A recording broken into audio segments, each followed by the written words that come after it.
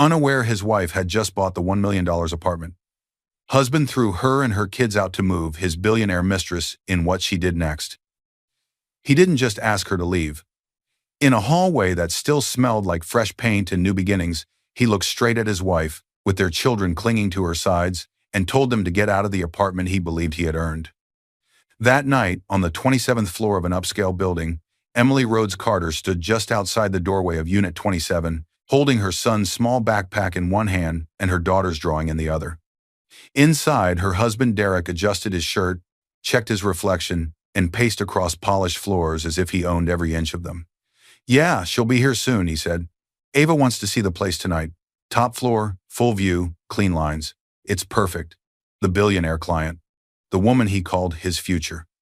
While their kids watched, Derek spoke about Emily as if she were an obstacle, about their children as if they were noise, and about this $1 million apartment as if it were his reward for thinking bigger. He didn't see his wife shaking hands. He didn't see his daughter's confused eyes. He didn't see his son holding back tears. He also didn't see the truth. Because the luxury apartment he was so proud to show off the walls, the windows, the contract, the keys, had been bought in full with the inheritance Emily's late father left her. The deed sat quietly in a folder under her maiden name, Emily Rhodes, the name Derek never bothered to ask about. He thought she was just a careful wife with no power. He thought he could swap his family for a billionaire and keep the roof over his head. He thought he could throw her and her children into the hallway and walk back inside without consequences. What he didn't know was that the woman he was dismissing still owned the one thing he valued most, the home he was standing in. And later, in that same building, she would stop crying, open that folder, and make a decision that would turn his carefully crafted upgrade into the biggest mistake of his life. Dear viewers, thank you for being here. Watching without subscribing is like watching Emily and her kids get pushed out of that doorway and staying silent. When you subscribe, you stand with every underestimated woman and every child who was told they didn't belong in a home that was actually theirs. Please hit subscribe now and tell me where you're watching from in the comments. Then let's get into the story. The first time Emily Rhodes understood what it meant to lose a home, she was 11 years old and standing barefoot on a cold hallway floor. A big man with a red face and a ring of keys. Mr. Daniels, the landlord, was jabbing his finger toward the open apartment door. "You're late again," he shouted. "I told you last month. I don't care about excuses. I want you out. Today."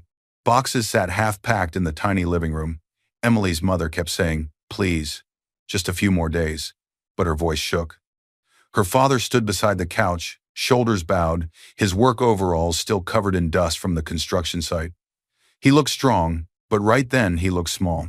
Emily's heart pounded so hard she could hear it in her ears. Their clothes were piled in plastic bags. Her school books lay in a torn grocery sack. Her mother's eyes were already red. She could smell the fear in the room, sharp and sour, like sweat and cleaning chemicals. Mr. Daniels folded his arms. "If you're still here by tonight, I'm changing the lock. You can finish this conversation from the sidewalk." Emily's mother started to cry. Her father stared at the floor, jaw clenched, then picked up a box. That was the night Emily made a promise to herself, as she hugged her mother in the back of a friend's car and watched their old apartment disappear in the rear window. "No one is ever pushing my family into the street again." Years later, at 34, Emily sat very straight in a neat office, facing a man who had known her since she was that scared girl in the hallway. Mr. Collins was in his late 60s, with soft gray hair and gentle eyes behind thin glasses. He had been her father's lawyer and financial advisor for decades, and when her father died, he became hers. His desk was tidy, everything in its place. In front of them lay a thick file with bold letters on the front, "Property Purchase, Unit 27. Emily's hands were calmer than she expected. On her left hand she wore a simple wedding ring, a little worn at the edges. She smoothed the front of her blazer and tried to breathe slowly. "She's done well, mister," Collins thought, looking at her. He remembered the shy teenager who used to sit in the corner of his office while her father discussed contracts. Now she was Emily Rhodes Carter, a mother of two, with steady eyes and a quiet strength. He tapped the file. "Well, Emily," he said in his mild, steady voice, "this is it. You remember what we discussed about the inheritance?" She nodded. "From Dad's company." Her father's small construction business had never made him rich, but over the years he'd kept a portion of every payment, investing bit by bit. When he passed away 3 years earlier, Emily discovered he had left her something bigger than she ever expected, a carefully built fund, meant to give her and her children a safe future. She had not splurged, she had not chased big risks. While her husband, Derek Carter, talked about doubling money, Emily paid debts, saved, and waited. She worked as an office manager, quietly putting away part of every paycheck, on top of what her father left her. Every late notice in the mail flashed her back to Mr. Daniels in that doorway. "Put the roof in your name," her father had told her once, leaning over a simple contract at their old kitchen table. "If the roof is in your name, nobody can drag you or your kids outside without you saying yes." Now, sitting across from Mr. Collins, she finally felt like she was doing exactly that. Mr. Collins opened the file. On top lay the purchase contract for Unit 27, a bright, modern apartment on the 27th floor, with 2 bedrooms, a small study, and wide windows. It was worth $1 million, and to her it was not just an address, it was a promise. "I've reviewed everything twice," Mr. Collins said. "The funds are traced directly from your father's inheritance and your own savings.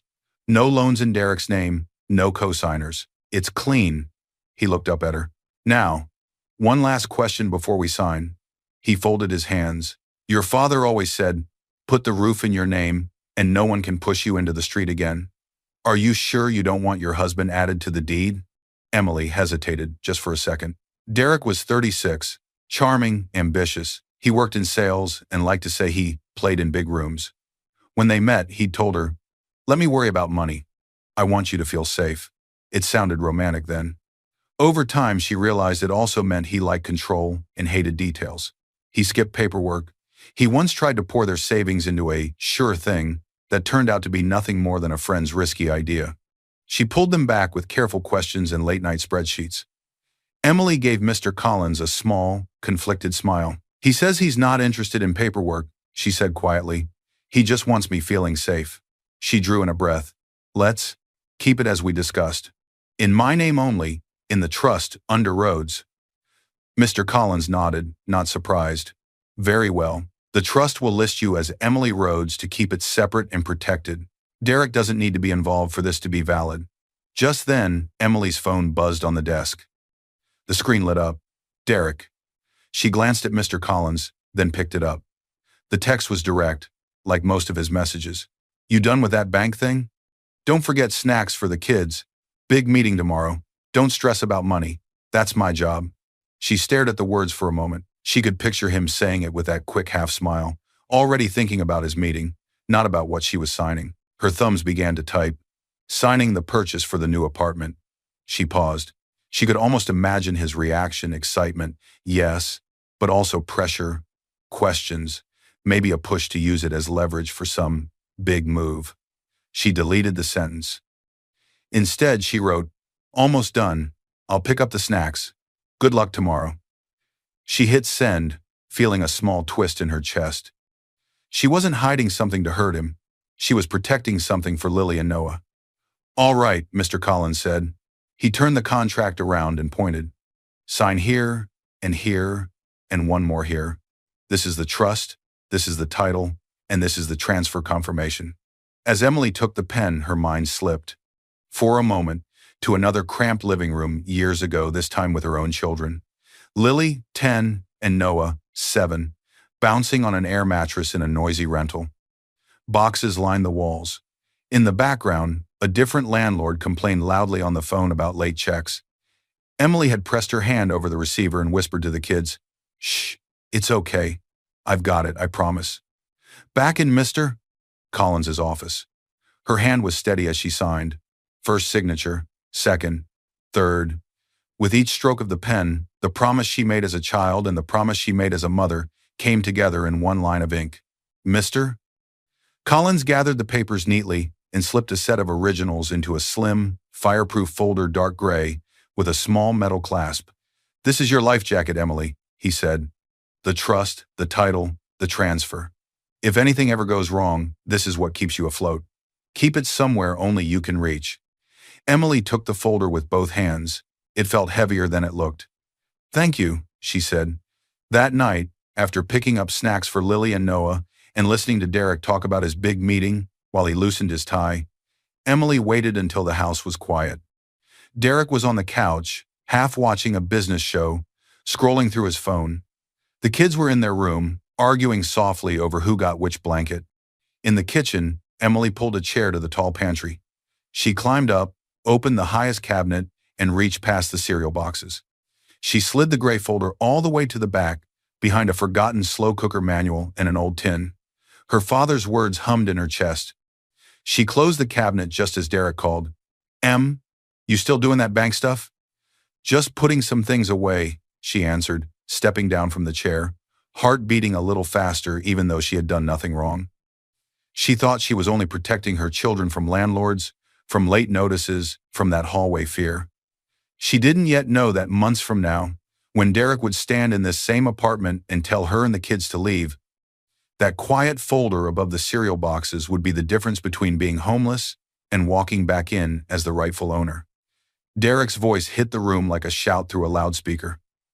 "I'm telling you, once she signs, we're in a different league," he said, pacing in front of the wide living room window, phone pressed to his ear, free hand cutting through the air. "Yes, she's a billionaire. No, I'm not joking. This isn't small time." Boxes were stacked everywhere. The new apartment still smelled like fresh paint and cardboard. They'd moved in just days ago, after months of paperwork. Earlier that week, Emily had carefully lifted the gray folder out of the highest cabinet in their old rental and tucked it into the tallest pantry in this new kitchen, behind the cereal boxes again. Her father's life jacket had moved with them, even if Derek never noticed.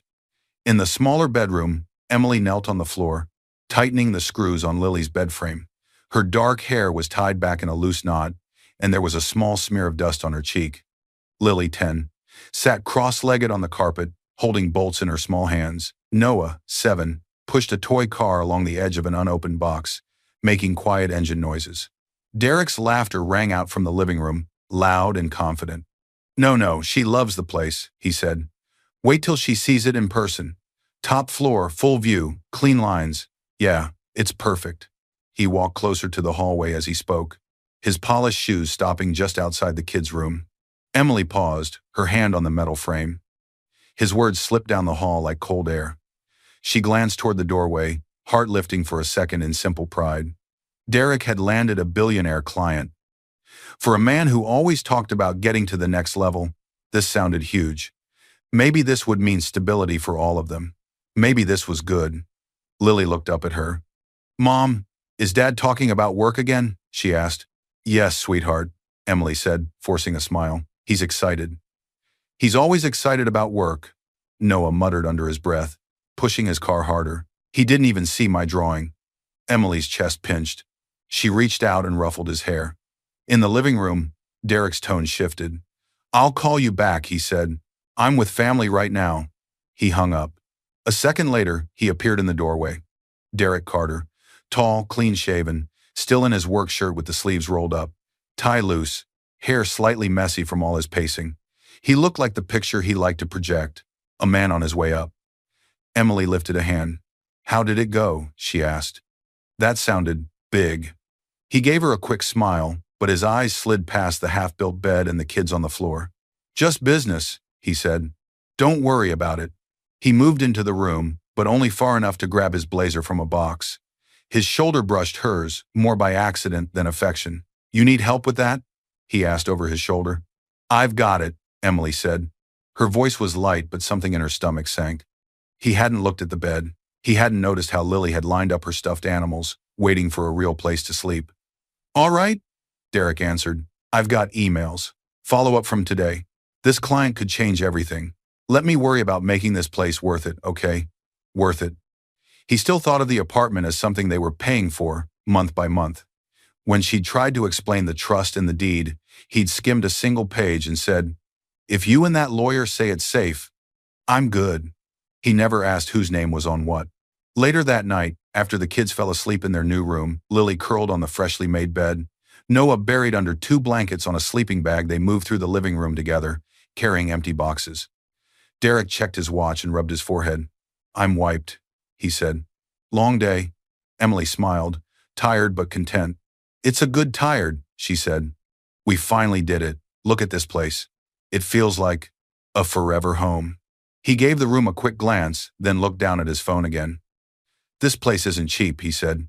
Building fees, utilities, everything. We need it to pay off, Em. I'm counting on this client to make things easier. So let me worry about that part, okay? Emily didn't correct him.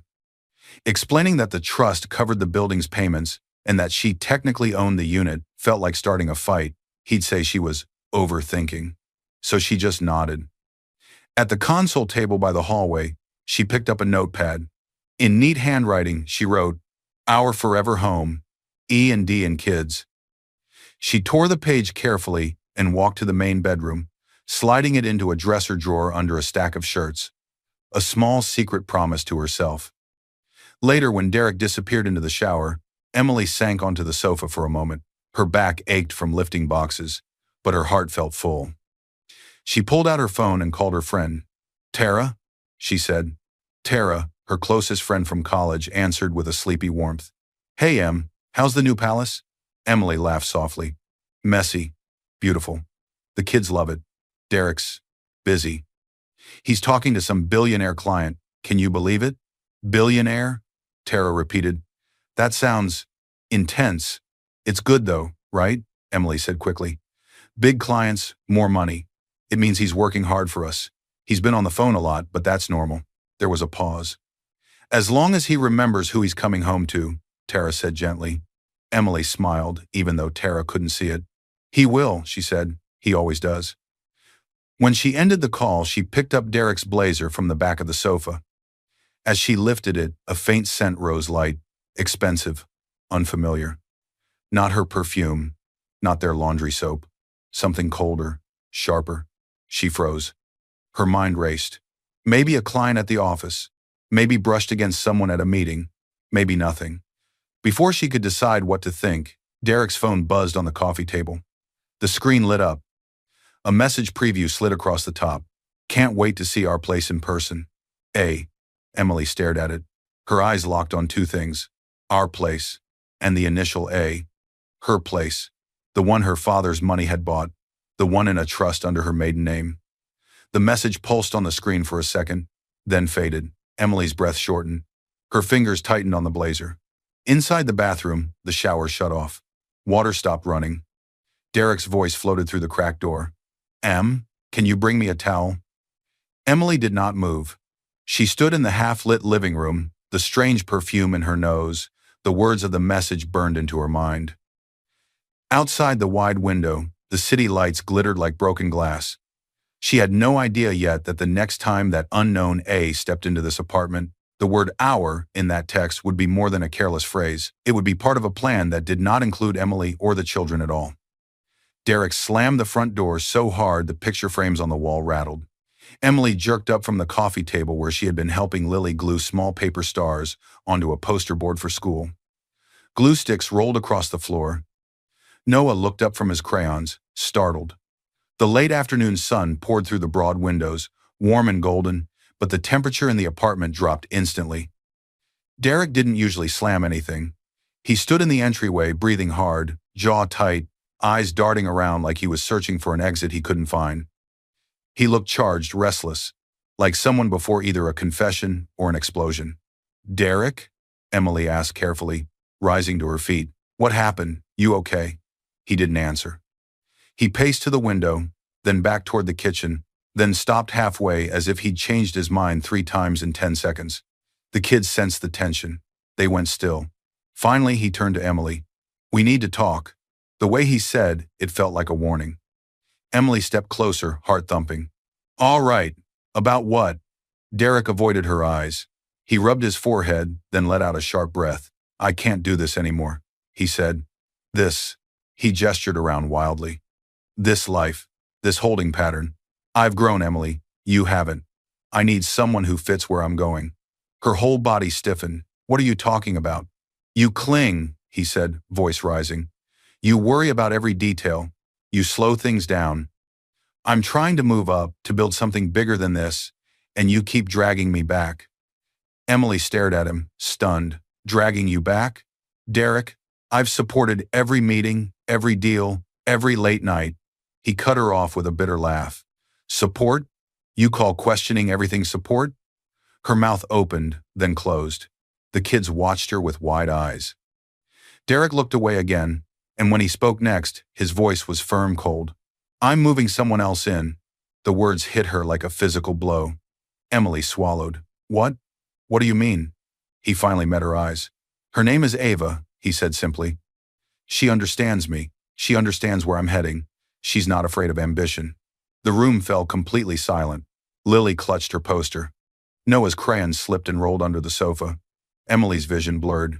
In our home? Derek, this is where our children live, he scoffed. Our home? Emily, you didn't pay for this place. All you did was nag me to move somewhere nicer. I did the heavy lifting. I made it happen. Her chest squeezed. A dozen truths fought to get out about the trust, the deed, Mr. Collins. Her father's money but shock pinned them down. I'm done, he continued, shrugging like this was merely logistics. You and the kids can stay with your mom or something. Just pack up and get out. Tonight. Tonight? Emily whispered. Derek, Lily has school tomorrow. Noah has reading group. Where are we supposed to go at this hour? He waved a hand, impatient. I don't know. A hotel. Your friend's place. You'll figure it out. Emily stepped toward him, shaking. And Ava? She's moving in now? He didn't answer in words, just gave her a look proud, unapologetic that explained everything. Behind her, Lily's voice trembled. Daddy, aren't you coming with us? Derek's expression shifted into something softer, but it was performative. He crouched beside the kids. Your mother needs some time to think, he said smoothly. I'll see you soon. Don't worry. Emily stared at him, horrified. He was rewriting the story in front of their children, turning his betrayal into fake concern. He stood up and clapped his hands once, like ending a meeting. Let's go. Start packing. Emily's throat burned. She turned away before he saw her face crumble. She took the kids to their room and gently guided them to pack their backpacks. Lily tried not to cry. Noah kept asking, But why, Mom? Why? Emily could barely answer. As she zipped up the last suitcase, her eyes flicked toward the kitchen, the tall pantry where the gray folder sat hidden behind cereal boxes, her father's life jacket. This time she didn't almost reach for it. She walked straight to the kitchen, heart pounding, and pulled the chair over. While Derek paced on a call near the window, loudly reassuring someone that everything was under control, she climbed up, opened the cabinet, and grabbed the gray folder with one sure movement. She slid it into the bottom of a tote bag beneath the children's clothes. The action felt automatic, like part of some emergency drill she'd rehearsed in her mind since childhood. Grab the kids, grab the documents, get safe. Minutes later, she dragged suitcases into the hallway. Lily clung to her hand, Noah to her shirt. Noah's small backpack hung from Emily's shoulder. In her free hand, she carried one of Lily's school drawings, the edges crumpled from being grabbed in a hurry. Their neighbor, Mrs. Green, a retired teacher in her 60s with soft eyes and gray curls, stepped out of her apartment clutching her mail. She froze at the sight of Emily's tear-streaked face in the bags. Oh my goodness, honey. What's happening? She whispered. Emily tried to smile. Just going to stay somewhere for a bit. Mrs. Green's gaze flicked to Derek, who leaned against the doorway with his arms crossed, staring at his phone instead of his kids. Understanding flashed in her eyes. She reached out and squeezed Emily's arm gently. If you need anything, she murmured, I'm right here. Emily nodded, unable to speak. The elevator dinged. She guided the children inside. As the doors began to close, a delivery guy stepped out of the second elevator across the hall. He carried glossy shopping bags stamped with a luxury designer logo. Derek's eyes lit up. He straightened his shirt and strode toward the man. Right on time, he said, grinning. She'll love these. She, Ava. Through the narrowing gap of the elevator doors, Emily saw Derek take the bags meant for another woman into the home she had bought. Inside the elevator, Noah whispered, Mom, what's Dad doing? Emily held her children tighter, voice barely more than a breath. I didn't scream. I didn't beg. I just held on to you both and walked away from the home I bought to protect you. The elevator doors shut. As it descended, Emily's eyes filled with tears, but behind them, something else quietly formed. A thought, a memory, a gray folder in her tote bag, and a line her father once told her, echoing faintly, "If the roof is in your name, no one can ever force you out." She wiped her tears slowly. Something was coming, and Derek had no idea. Derek's words still rang in her ears hours later. "Get out. Tonight." Emily sat stiffly on the edge of a thin mattress on the floor of Tara's spare room, her breath shaking as if the sentence had followed her across town. Beside her, Lily and Noah slept curled around their stuffed toys, their small chests rising and falling too fast for comfort, too slow for peace. The room was dim, lit only by a weak lamp. Shadows stretched long across the walls. Traffic hummed faintly outside. The carpet scratched the soles of her feet. Her back ached from carrying bags and from holding herself together in front of the kids. Emily stared at her phone screen through blurry eyes. It was smudged from her fingers. Derek hadn't called. He hadn't texted. Not one word asking if the children were okay. Her pulse hammered. A memory surged back, uninvited, vivid. Little Emily, no older than Lily was now, standing in a cold hallway with a half-sipped suitcase. Her mother crying softly. Her father, dusty from the construction site, kneeling in front of her, cupping her cheeks. "One day, Emmy," he had whispered, while the landlord shouted in the stairwell, "You'll own a home, no one can force you to leave." The vision shattered, leaving her breathless. A soft knock pulled her into the present. Tara stepped inside, carrying a glass of water. Early 30s, warm brown eyes, hair in a low bun, she was the steady kind of friend you call when the whole world feels like it's tilting. She set the glass down and sat cross-legged on the floor. "You haven't slept," Tara said gently. Emily gave a broken laugh. "Should I? Everything feels unreal." Tara studied her. "You can't just let him do this, Em." Emily pulled the blanket tighter around her shoulders. "I didn't let him. He forced us out." "But he shouldn't have been able to," Tara said, firm now. Emily frowned. "What do you mean?" Tara hesitated. "You bought that place, Emily. You used your dad's inheritance. You signed the papers. It's yours." Emily's stomach twisted. Her gaze slid to the tote bag propped against the wall. She hadn't told Tara what she'd grabbed from the pantry in those frantic minutes before leaving. After a long moment, she reached for the bag and pulled out the gray fireproof folder. The metal clasp glinted under the lamp. Tara's eyebrows lifted. "Is that?" Emily opened it carefully. Papers slid out, bank statements tracing her father's inheritance, trust documents in the name Emily Rhodes, her father's will, and the boldest document of all, the property deed for Unit 27. Owner, Emily Rhodes. Held in trust for the benefit of Emily Rhodes Carter and her children. Tara leaned closer. "My God, you own everything. That apartment, the trust, all of it." "Derek's name isn't on a single page." Emily swallowed. "I never told him every detail.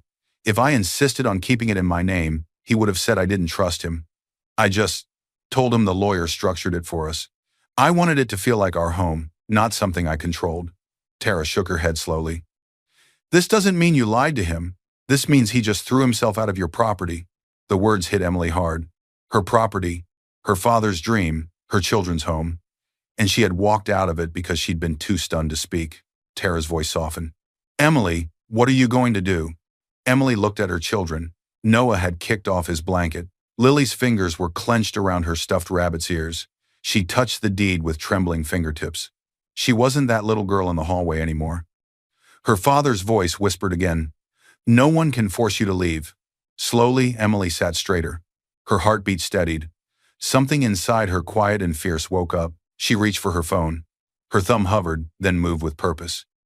In the search bar, she typed, "Family lawyer near me, eviction spouse, children rights." The screen glowed in the dark. Tara watched, her expression shifting from worry to resolve. Emily exhaled as search results loaded. She clicked on one with strong reviews for custody and property cases. Harris & Co., family law. She hit request callback and filled in her details before she could second-guess herself. A faint thumbnail of a photo on her lock screen caught her eye, a picture of the apartment taken days earlier. Sunlight bright on the polished floor, kids' socks on the rug. The image sharpened something in her chest. Tomorrow, she promised herself. Tomorrow, this changes. Doubt hit Emily like a slap the moment she stepped into the lawyer's office. Not gentle doubt, hard, cold doubt. What if I can't prove anything? What if Derek twists everything? What if this makes it worse for the kids? The door to Mr. Harris's office swung open, quiet, controlled, nothing like the chaos in her head. "Mrs. Carter?" he said. He was in his mid-40s, sharp suit, calm posture, steady eyes. A man who didn't need to raise his voice to be heard. "Emily," she corrected softly as she shook his hand. "Emily Rhodes Carter." "Emily," he said, nodding. "Come in." Behind her, Tara squeezed her shoulder before waiting in reception. Just knowing someone was out there steadied her. Inside, the office was neat, polished wood desk, soft lamplight, diplomas on the wall, shelves of thick law books. Emily sat down slowly, her tote bag on her lap like a shield. Mr. Harris folded his hands. "Start wherever you can," he said. "Tell me what happened." For a moment, words stuck in her throat. Saying it out loud made it real in a way it hadn't been yet. She opened her bag and placed the gray folder on his desk. "He threw me and my kids out," she said finally, "so another woman could move into a place I paid for with my inheritance." Mr. Harris's face stayed neutral, but a subtle tightening around his eyes showed he understood the gravity.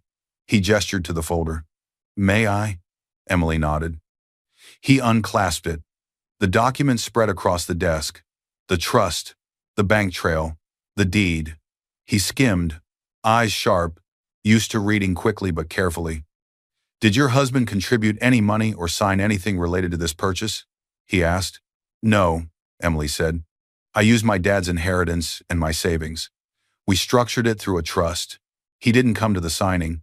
He said paperwork bored him." "Any mortgage?" Harris asked. "No. Paid in full." "Good," he said. "Legally, this is clean. You are the sole owner." A small breath escaped her, but, he said, "we need more than ownership to build the full case.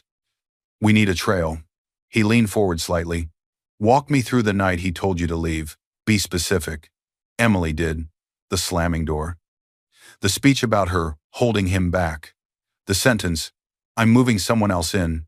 The kids packing, the neighbors seeing them, the luxury bags arriving.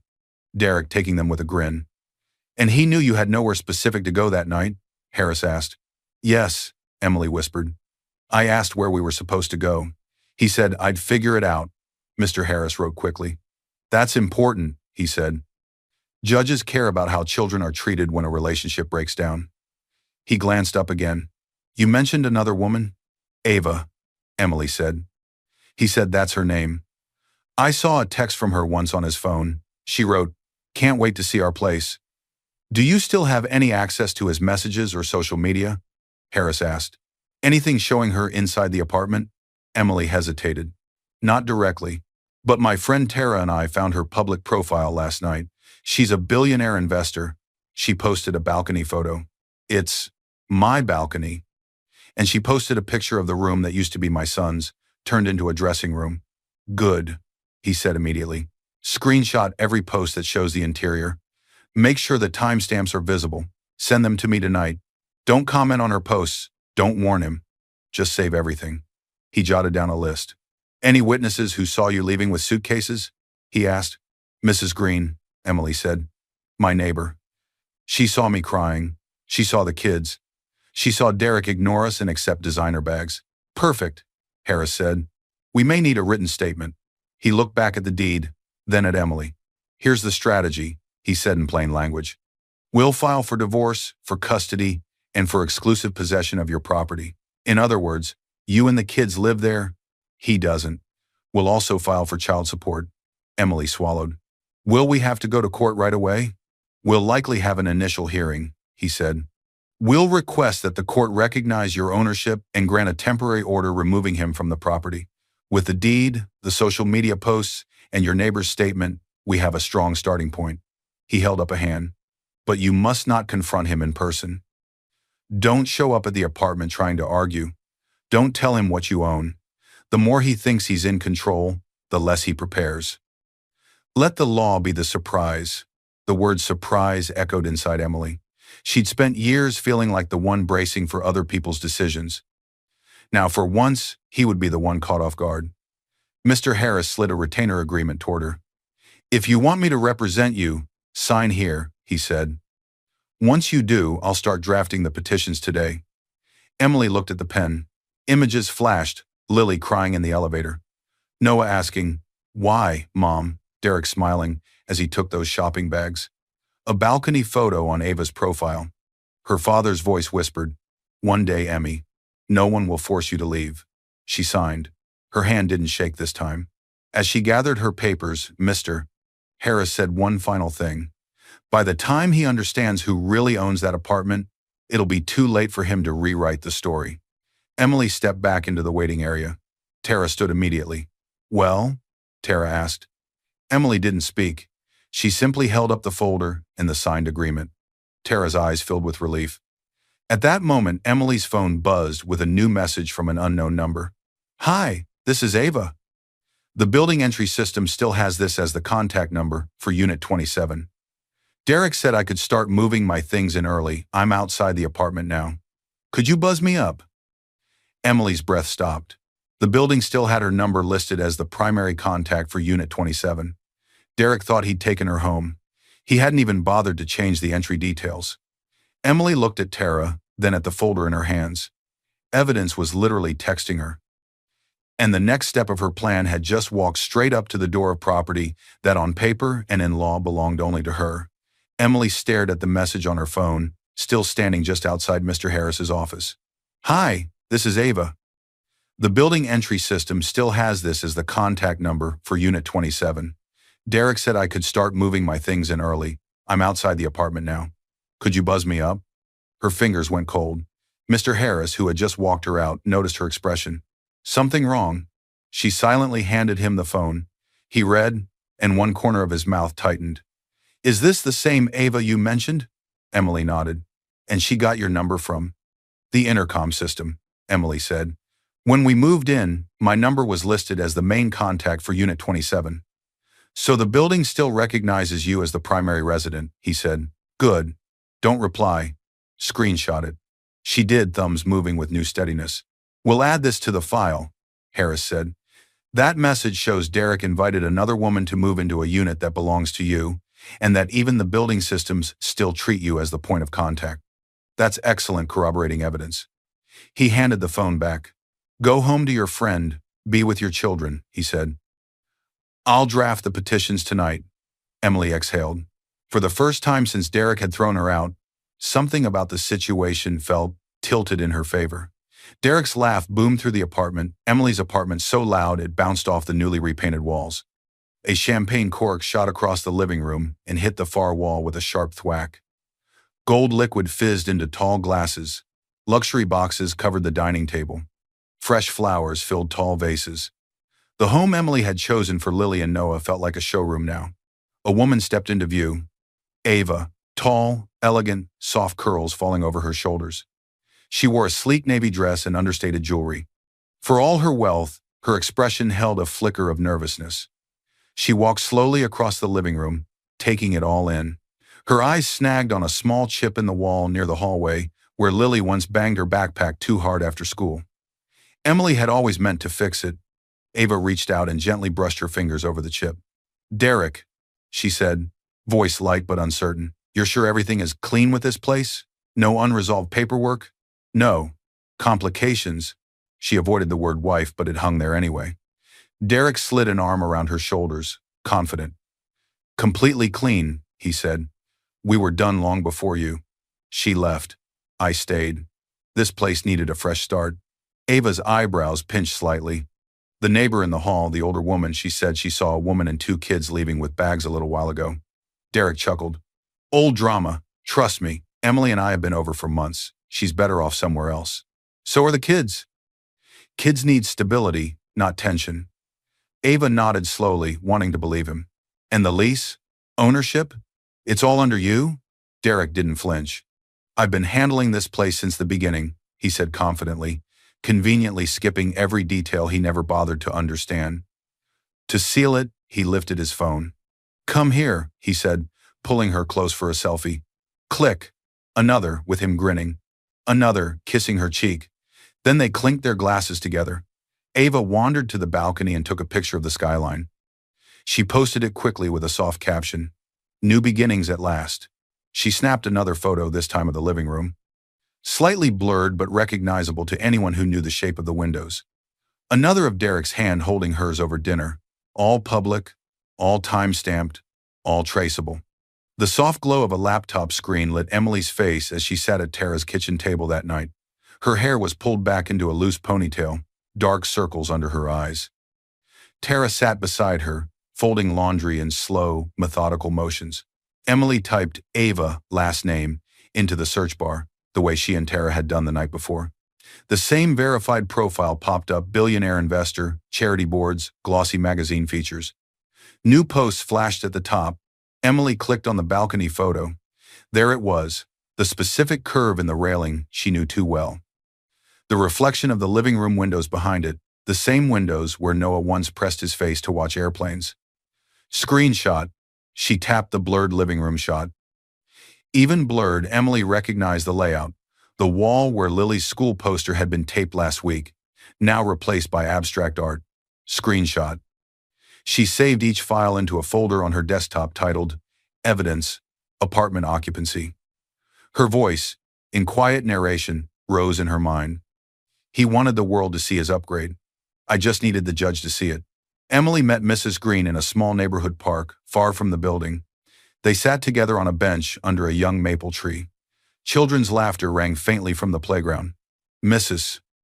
Green held her canvas grocery bag in her lap, fingers twisting the handles. I don't want trouble, she admitted softly. But what he did, it hasn't sat right with me.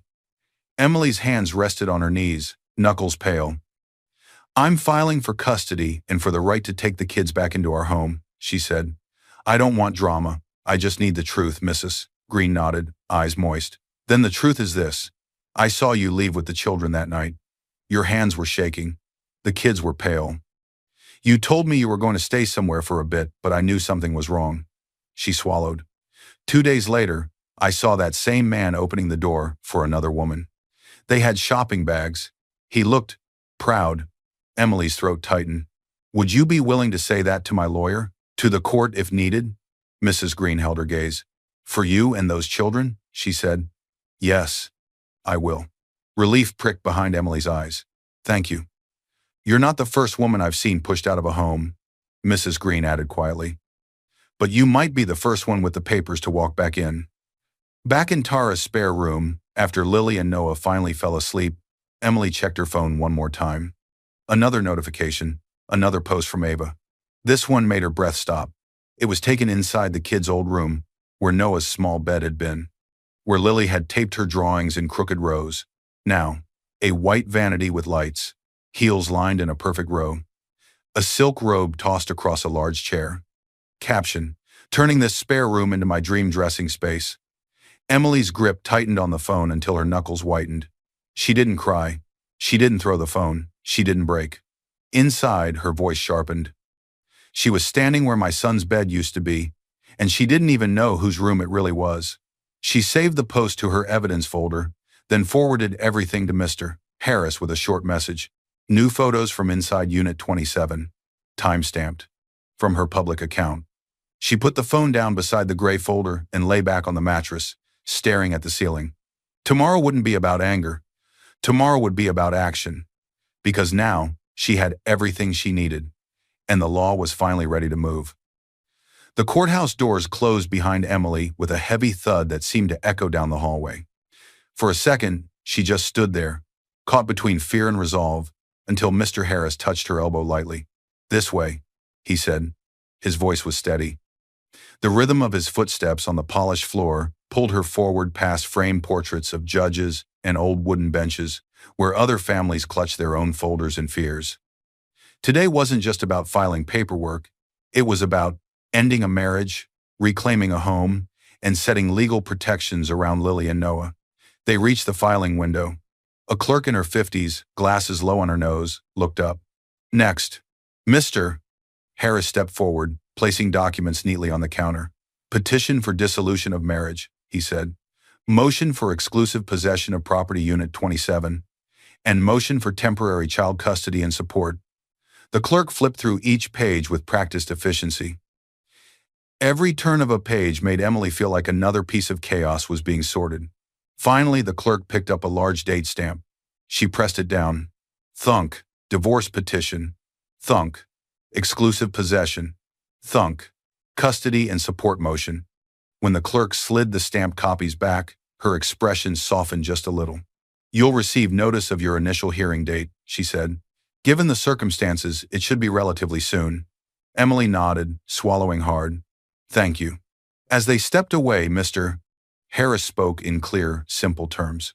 Here's what these filings are asking for, he said. 1. The court recognizes you as the sole owner of Unit 27, with exclusive right to live there with your children. 2. Derek is ordered to vacate and not interfere with that possession. 3. Primary custody to you, with child support from him. Emily's fingers tightened on the folder. How fast can they make him leave? We've requested an emergency order, Harris said. The judge will review it quickly. If granted, we'll have a formal directive to serve him with eviction from your property, not the other way around. She nodded slowly. And he'll be served at the apartment? Yes, Harris said. Service has to be formal. A court officer will deliver the documents. He can't pretend he never saw them. A small breath of something like satisfaction moved through her. Will I have to be there? You don't have to be, Harris said. But if you want to witness it with support, and with me there, it can sometimes close a chapter. Emily thought of Derek standing in that doorway, telling her to leave. Of Lily's face. Of Noah's question, "Why, Mom? I want to be there," she said quietly, "but not alone." You won't be, Harris replied. Derek and Ava sat at the dining table, Emily's old table, now covered in candles and expensive takeout instead of school projects and snack bowls. Ava swirled her wine. You're in a good mood today, she observed. Derek grinned. Everything's aligning for me, Ava. Your contacts, my skill. We're unstoppable. Ava smiled faintly, though doubt still flickered behind her eyes. The posts she'd made here had drawn comments, some supportive, some nosy, a few asking about the family that lived there before. She hadn't mentioned those to Derek. He raised his glass. To new chapters, clink. He had no idea an entirely different chapter was being written for him across town. Mr. Harris walked Emily to a quieter hallway before they left. Once the judge signs off on the temporary possession order, he said, a court officer will serve Derek. He'll also receive the divorce petition and custody motion at the same time. He showed her a copy of the request, already stamped. Service will likely be tomorrow morning, he said. You'll get a confirmation text from my office. Emily nodded. After that, he added, we'll prepare for the full hearing. But the temporary order should be enough to get him out of the apartment and to make clear that you and the children are the ones with lawful right to live there. Her throat tightened. So, the law will say what I already know in my gut. Yes, Harris said, on paper, in court, enforceable. They stepped out through the courthouse doors into daylight. Emily's phone buzzed a few minutes later as she and Tara walked toward the parking lot. A message from a block number. Judge signed the temporary order. He will be served tomorrow morning at Unit 27. Emily inhaled sharply. Tomorrow, Derek would open a door expecting control. Instead, he'd be handed reality. And this time, he couldn't slam it back in her face. Derek popped open another bottle with so much force that champagne sprayed across the bedroom doorway. He laughed, unbothered, wiping a few drops off his shirt. Come look at this with the new lighting, he called. You're going to love it. Ava walked toward what used to be Noah's bedroom, now transformed completely. Where a small bed and toy car bin once sat, there was a pristine white vanity under warm bulbs. Where Lily's drawings had been taped, a large mirror with a gold frame now hung. Shoe racks lined the walls. Ava clasped her hands, half delighted, half uneasy. It's beautiful, she said, but the word came out careful. Derek wrapped his arm around her waist from behind. A fresh start, he murmured. Just us. No baggage, no distractions. That word again, distractions. Ava's eyes flicked to the floor, where a tiny sticker of a cartoon rocket still clung to the baseboard, missed during repainting. She frowned slightly. You're sure everything's really over with your wife? She asked. Legally, I mean. Derek's jaw tightened for a split second, then he smoothed his expression. She left. He lied easily. We're just doing paperwork now. It's done emotionally. This is just formalities. Before Ava could push further, the doorbell rang, hard, sharp, authority behind it. Derek frowned. Who comes this early? The bell rang again. "I'll get it," he muttered, straightening his shirt as he walked down the hallway. He swung open the door. A uniformed court officer stood there. Next to him was Mr. Harris. A few steps further back, near the elevator, stood Emily with Lily and Noah, their hands tucked into Tara's. Emily stepped forward alone as the door opened. For a moment, time stopped. "Derek Carter?" the court officer asked. Derek blinked. "Yeah. Who's asking?" The officer held out a packet of documents. "You've been served. Temporary order for exclusive possession, eviction from this premises, and divorce petition. You have been legally notified." Derek stared, then let out a disbelieving laugh. "Eviction? You've got the wrong door. This is my place." Mr. Harris's voice cut in, calm but firm. "No," he said. "This is Mrs. Emily Rhodes' property, paid with her inheritance, titled under her trust. You have been living here only because she allowed it. That allowance is now formally revoked."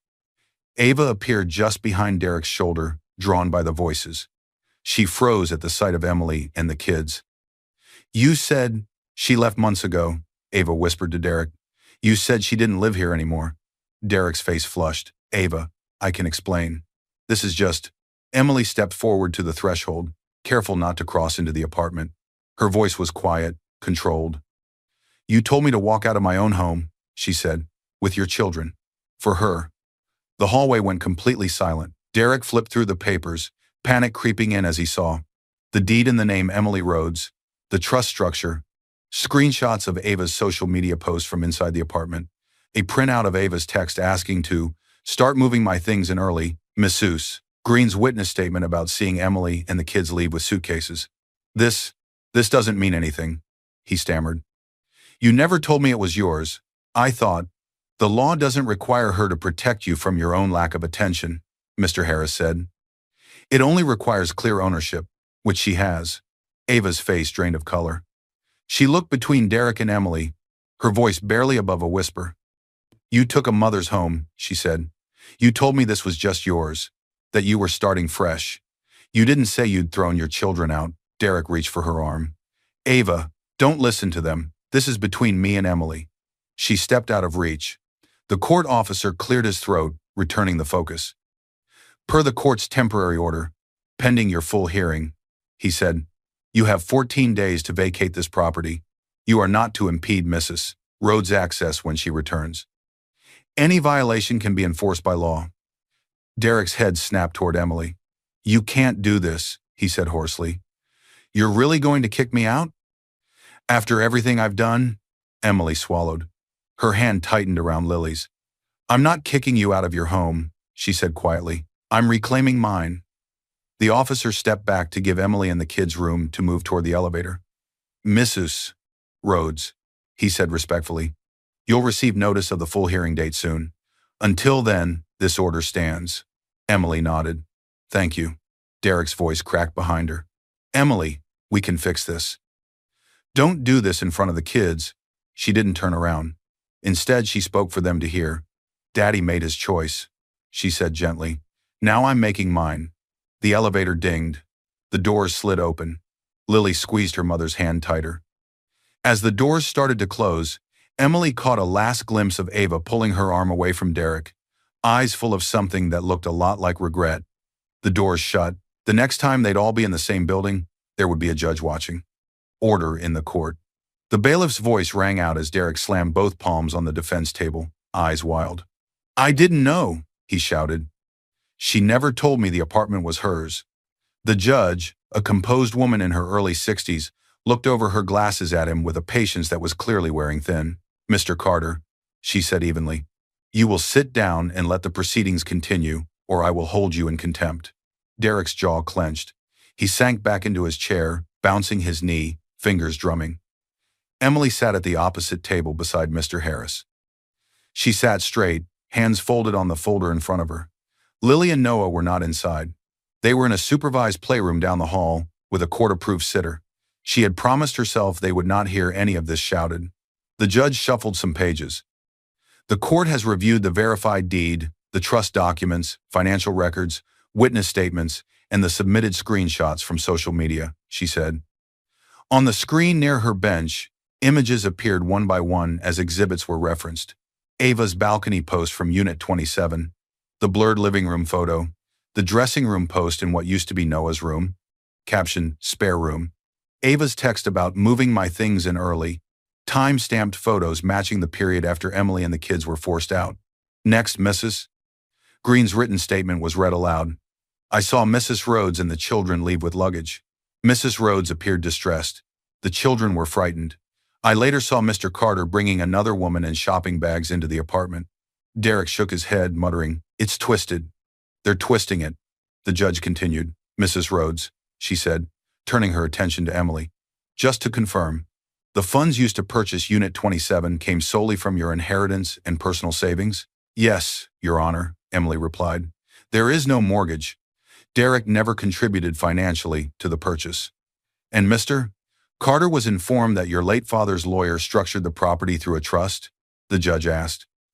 Yes, Emily said. I told him we'd met with my father's lawyer.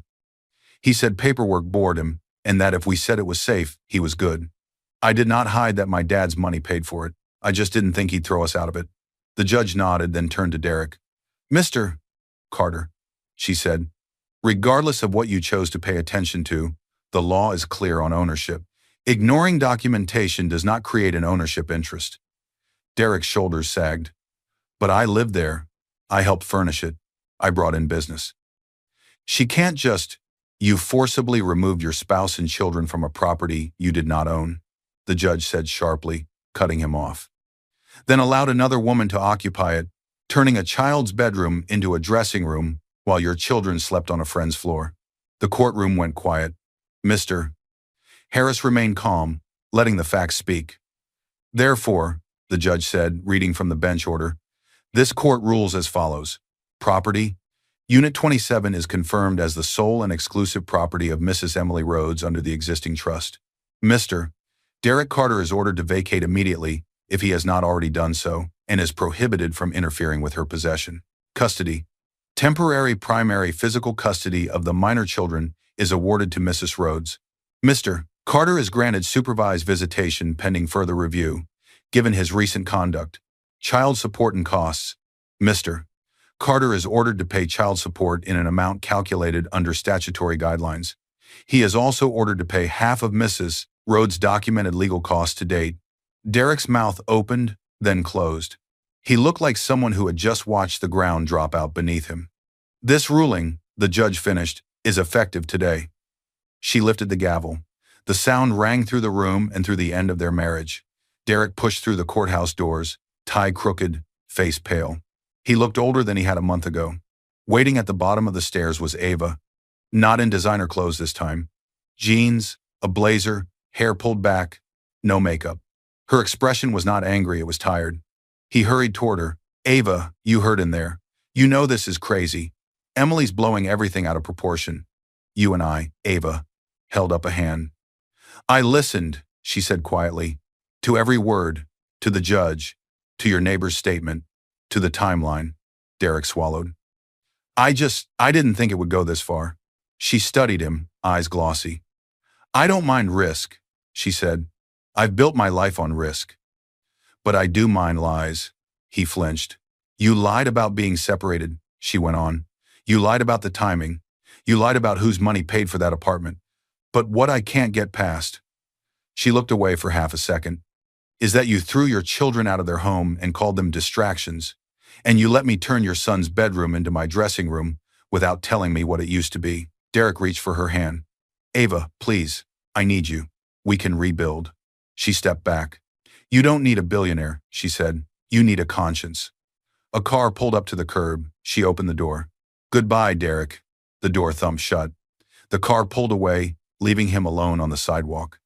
Derek, looking at his phone as an email pops up from his company.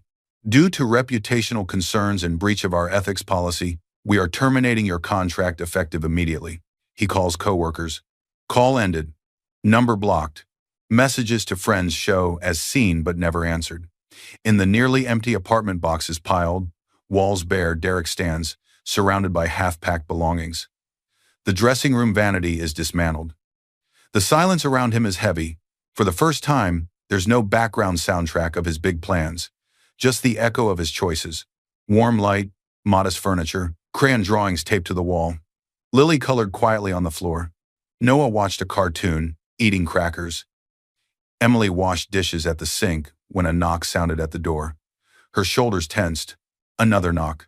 Louder.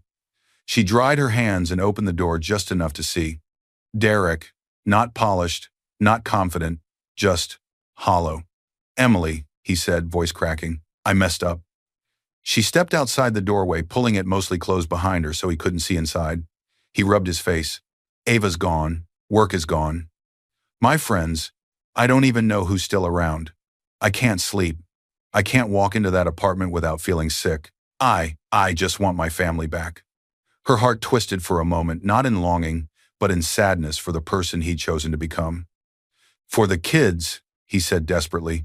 "Can we try again? Counseling? Whatever you want. I need you." Emily held on to the edge of the door, her posture steady. "For the kids," she said calmly. "I will do exactly what the court ordered." His face crumpled. "We'll coordinate through the visitation center," she continued. "They deserve a relationship with their father. But you made it very clear who you wanted sharing that apartment with you. And it wasn't us." She didn't yell.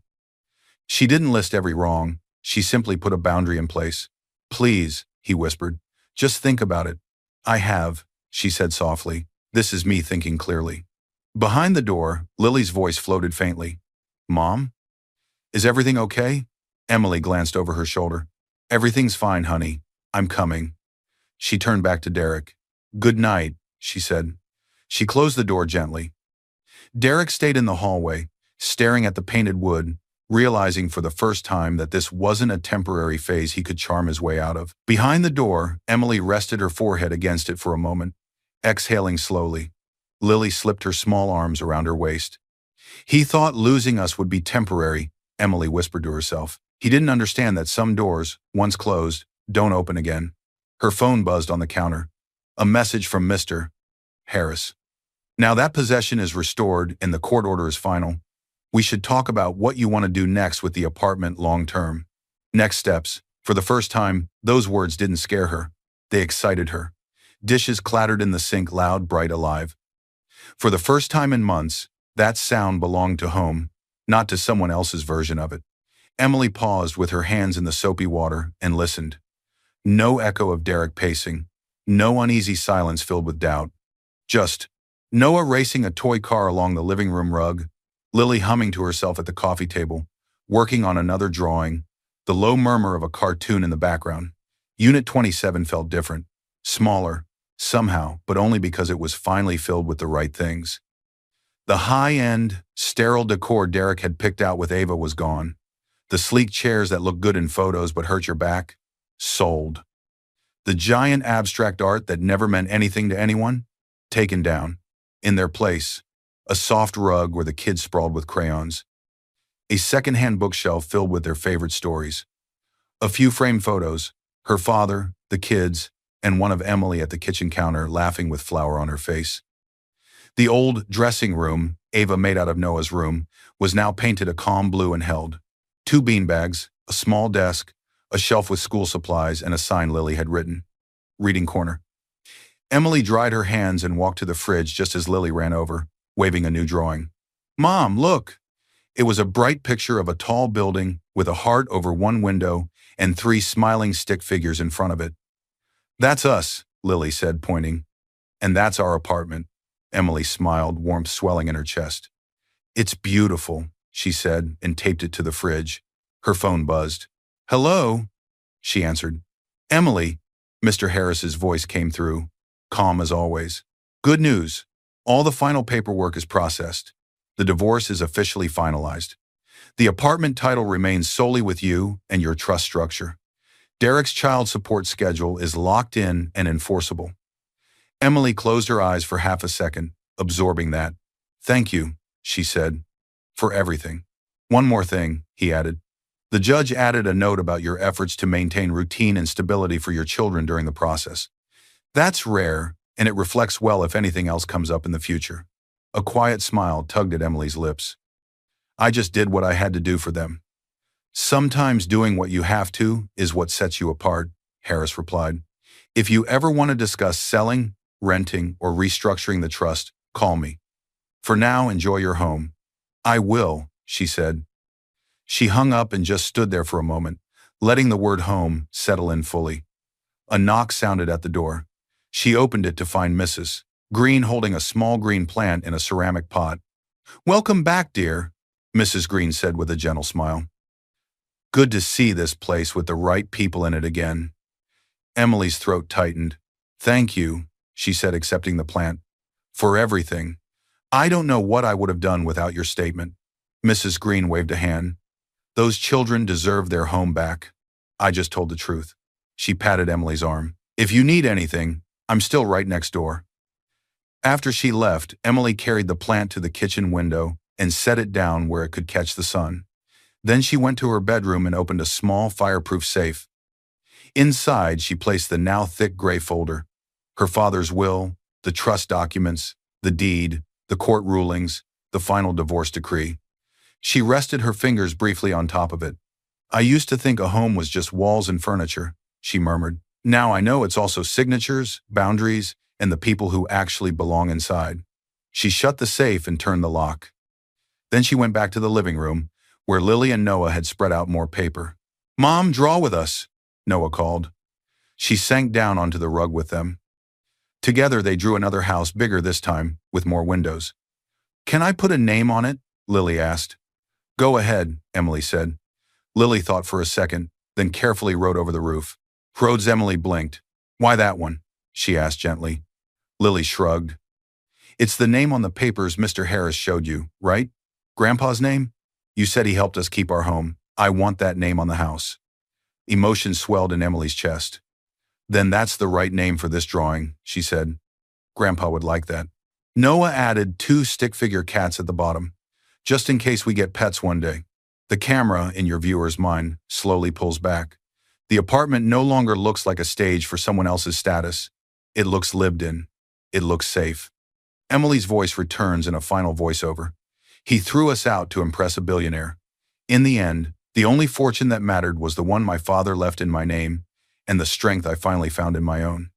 She looks up at the window, light spilling in, then back at her children, who are laughing over crooked lines and silly cats. This time, when she smiles, there is no hesitation, just peace. I hope you enjoyed watching this story as much as I enjoyed creating it for you. If it moved, you don't let Emily's story disappear. Like this video, share it with someone who needs to hear it, and comment the biggest lesson you're taking away. Tell me where you're watching from in the comments below. See you in my next video.